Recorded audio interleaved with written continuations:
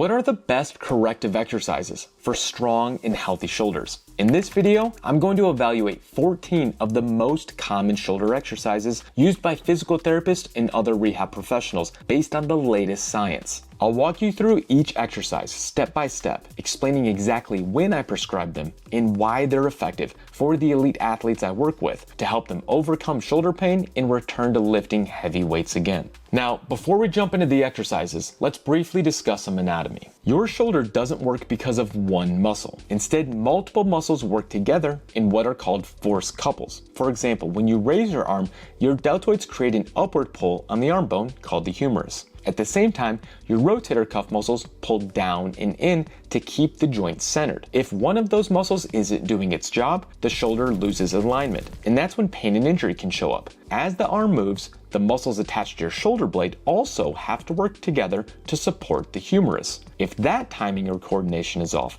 the system breaks down as well, again increasing risk of injury. Now, strengthening a weak muscle alone does not automatically fix shoulder pain. We also have to address the underlying movement issue that also caused the problem in the first place. That being said, choosing the right exercises is a key part to building strong and healthy shoulders. We're going to start off with one of the most popular and well-studied rotator cuff exercises in both rehab and strength training, the side-lying external rotation. This exercise has consistently been shown in research to elicit the highest degree of muscle engagement in your infraspinatus and teres minor. What makes this exercise so special is its high activation of these two posterior rotator cuff muscles while minimizing deltoid involvement, which is often needed for many with shoulder pain who are unable to tolerate high-level exercises. Here's how to do it. Lay on your side with your elbow bent to 90 degrees and tucked firmly into your ribs. Hold a light dumbbell and slowly rotate your forearm upward until it's pointing towards the ceiling,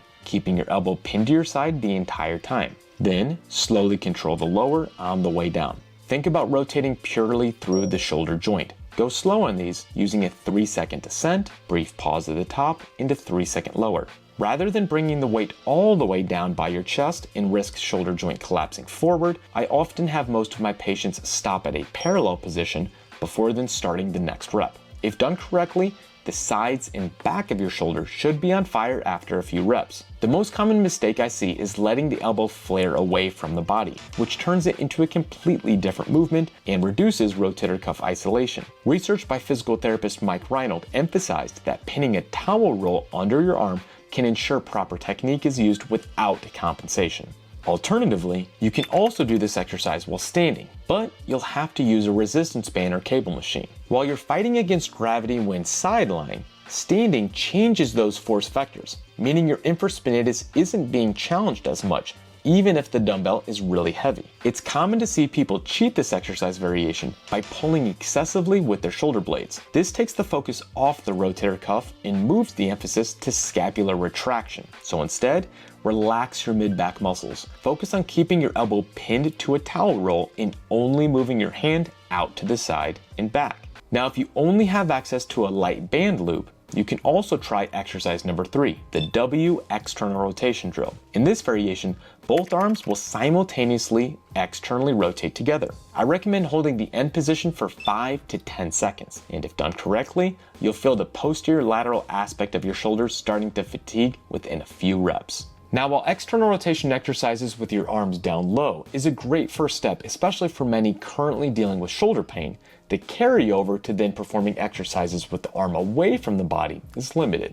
As we discussed prior, as you lift your arm, the upward pull of the deltoid on the humerus bone needs to be countered by a downward and inward pull by the rotator cuff, and if not firing properly, the joint slides off axis and impingement can ensue. So to ensure this proper coordination and joint control, our next 3 exercises will help build joint stability in an elevated arm position. The first one is a banded variation with the elbow positioned down the knee. Doing so allows you to concentrate on perfecting the rotation motion without the demands of having to also worry about holding your arm up. Try different angles of your torso and arm positioning to see which lights up the back of your shoulder the most without any anterior shoulder discomfort. Some people feel best with the chest more forward, while others like the arm more out to the side. As you rotate your hand back, be sure to pause in the end range for 3 to 5 seconds to lock in your control. If done correctly, you feel a light burn in your lateral posterior shoulder. This is the infraspinatus and teres minor rotator cuff muscles working hard. Now, exercise number 5 is slightly more difficult, as you'll now be performing this rotation without elbow support. I'll also routinely combine this variation with a press with athletes I work with who are dealing with shoulder pain when lifting overhead, like 3-time Olympian Mirabai Chanu and 2019 World's Strongest Man Martin Zlicis. Doing so not only addresses problems in external rotation stability, but also activates other key mid-back muscles that upwardly rotate and posteriorly tip the scapula to support the arm when overhead. Start by performing a rowing motion with your upper arm parallel to the ground, ending when your elbow reaches the front of your torso. Be sure to not overly retract your shoulder blade hard during the row. Those who do will often cheat the rotation part of the exercise by moving too much at the shoulder blade. Instead, relax your mid-back muscles. Focus only on bringing your elbow back during the row. Then, without letting the elbow drop, shift your focus to the hand rotating back to a vertical position. This will allow you to concentrate the rotation entirely at the shoulder joint. Pause your rotation for 3 seconds before then either rotating back or pressing overhead. If you do this press, again pause at the top for 3 seconds before then reversing the movement back down and pressing your hand forward. This last external rotation variation is one you've probably seen all across social media. But there's 2 big mistakes many people make that completely limit its effectiveness. The first problem is people go way too heavy with this exercise, which causes them to just swing the weight up with their posterior deltoid. I had a really strong patient years ago that couldn't bench press even the barbell without shoulder pain. He had been doing these with 25 pounds and not seeing progress. I dropped him down to 10 pounds and had him perform a very slow tempo lower, taking 3 seconds to reach parallel and then pause for 3 seconds. After just 10 reps, his posterior shoulder, where the infraspinatus lies, was on fire, and that day he was able to bench press without any shoulder pain. So was that painful in your shoulder at all? That felt pretty good. The second problem is letting the shoulder roll forward as the weight drops. We want to keep the shoulder blade anchored in place. If you place your free hand on the front of your shoulder, you'll feel for when this happens. That's where you stop rotating. In doing so, you'll not only improve external rotation strength, but also stretch those posterior shoulder muscles under load to improve internal rotation mobility. And that combination with this exercise is key for maintaining proper shoulder joint health and positioning when performing the bench press. If you're missing internal rotation, the scapula will have to tip forward as the weight drops to your chest. So for my patients who have shoulder pain with bench press that also have limited internal rotation, I'll have them slowly lower the weight to parallel, pause for 3 seconds, and with their hand on the front of the shoulder, then slowly drop the weight as low as possible without the shoulder rolling forward, then rotate back to the start. If done correctly, you'll not only feel the back of the shoulder working hard, but you'll also feel a slight stretch in the back of the shoulder. Okay, 6 exercises down, 8 more to go. The next exercise is excellent for activating the supraspinatus rotator cuff muscle. This muscle plays a key role in spinning the humerus bone in the socket as the arm is raised. If not firing properly, the subacromial space is narrowed and impingement can ensue. To perform exercise number 7, the full can, stand tall with dumbbells by your hips, thumbs pointing up towards the ceiling. Raise your arms in the scapular plane, about 30 degrees forward from straight out to the side. Pause when your arms reach shoulder height for about 3 seconds before then lowering with control. Always use a thumbs up or full can position rather than a thumbs down or empty can technique when performing this exercise. While both can work the supraspinatus and deltoid muscles, research has shown the empty can variation moves the scapula into a position that decreases subacromial space and therefore increases risk of joint impingement, making it an unwise exercise. Now,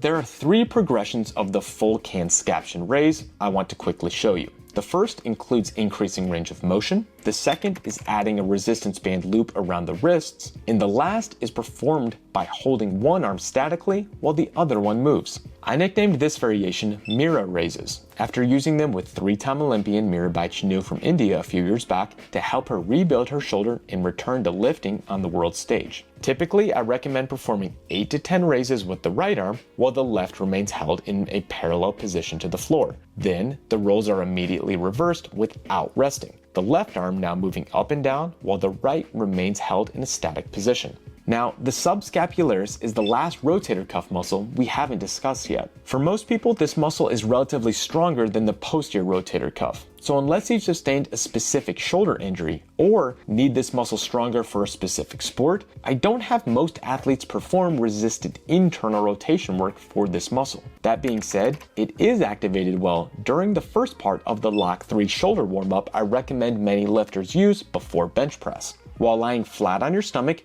palms down, a shoulder internally rotated position, lift your hands up high and pause for a second or two before then slowly lowering the weights back down to the ground. Perform 20 to 25 reps with a light weight before moving on to the other two parts of the Lock 3 routine of palms up and T out to the side. After, your shoulders will be on fire and you'll be ready to bench press heavy weight. Now that we've covered the rotator cuff, let's talk scapular stabilizers. Without these muscles working in sync with each other, function of the entire shoulder joint is thrown off, hindering optimal lifting form and increasing risk of injury. The two muscles that most people need to focus on for stronger, healthier shoulders will be the serratus anterior and the lower trap. Exercise number 9 is the push-up plus. It's arguably one of the highest serratus anterior activation exercises ever measured in research. To perform, start in a standard push-up position, hands shoulder width apart, body in a straight line. Start by letting your chest sink to the ground while your shoulder blades move together, the motion of retraction. Then, push your shoulder blades apart and around your rib cage. This is the plus portion of the exercise, and where the magic happens. Focus on fully protracting the scapula as far as possible. A helpful cue is to think about reaching your upper back away from the floor. Now, while the push-up plus is a great exercise, it does also recruit the pec minor muscle, which can tip the scapula forward into a suboptimal position. So, if someone already has shoulder blades that pop off the rib cage like this, called an anterior tilt, this drill may not be the best choice. Scientific studies show it's often wise to prioritize exercises that maximize serratus anterior activation while minimizing pec minor involvement. This brings us to exercise number 10 and 11 that do this. Similar exercise, but two different tools to perform. Now the key to these exercises comes from the twist. If you just punch a cable or barbell straight forward, you'll primarily recruit your pec major, anterior deltoid, and triceps. However, if you push forward until your elbow locks, and then drive the weight away by twisting your torso as if punching someone 2 feet taller than you, you'll emphasize scapular upward rotation and activate the serratus anterior like crazy. If done correctly, holding the top position for a second or two, you should feel a light fatigue in your lateral armpit region. That's your serratus muscle. On the descent, lower to a position a few inches in front into the outside of your shoulder. Lower too far, and you'll likely over-retract and downwardly tip your shoulder blade into a bad position. Staying on scapular control, these next 3 exercises are ones I use with my patients to enhance lower trap activation. Research has shown exercises that align the arm overhead at a similar angle to the lower trap will be best. The first and most simple is a prone Y raise. Lie face down on a bench or bed with your thumbs up, lift your arm up to a 45-degree angle to create a Y shape. Hold the top position for 3 to 5 seconds before lowering back to the ground. Avoid just lifting with your arms. This movement should come from the scapula. Breaking the movement down into 2 separate parts, focusing first on pulling your shoulder blades into your back pockets and then lifting the arm, can minimize this common problem and allow you to maximize lower trap activation. If you don't have a bed or a high bench to lie on, you can also perform the Y raise while lying flat on the ground. Simply lift your hands and hold the top position for 3 seconds before then relaxing back to the start position. If done correctly, you'll feel fatigue in your mid-back between your shoulder blades. You can also clasp your hands behind your head and lift your elbows. This variation can be progressed simply by adding a light resistance band loop across your elbows and looping it under a bench. Now, if you're dealing with any shoulder pain while performing these exercises, head on over to Amazon.com and check out my injury fix book, Rebuilding Milo. Try the test within the shoulder pain chapter to find out which of these exercises I shared may be right for your body. And if you're looking for a great bench press warm-up, check out this video next to try out the Lock 3 shoulder warm-up routine.